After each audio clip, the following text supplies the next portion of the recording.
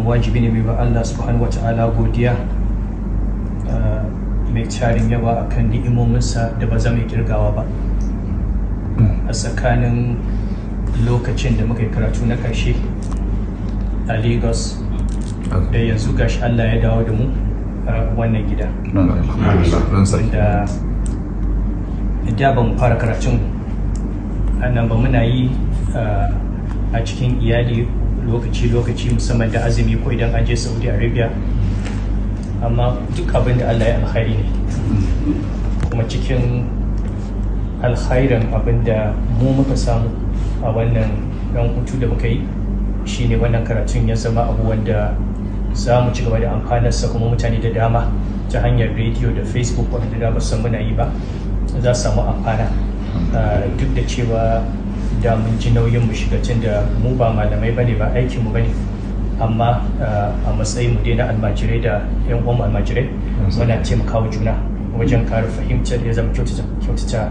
alaƙar mu da ubangiji da alaƙar mu da mutane. Saboda haka muka ga bai kamata yanzu kuma mun dawo wannan gidan a ce an koma sai azumi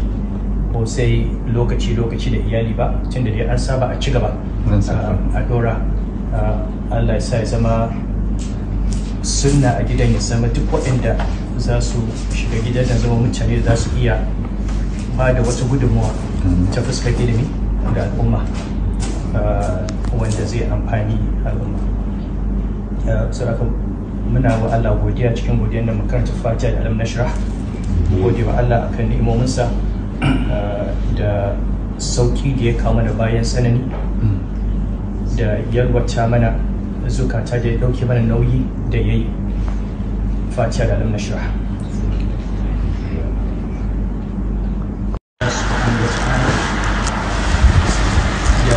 Ya raya mu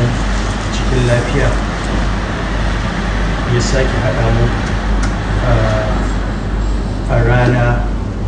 irin ta yau mai albarka, ranar maulidin manzon Allah sallallahu alaihi wasallam. Mu ci gaba da karatun wannan littafi mai albarka na Imam Ibn Qayyim al-Jawziyya, Madarijus Salikin bayna manazil iyyaka na'budu wa iyyaka nasta'in,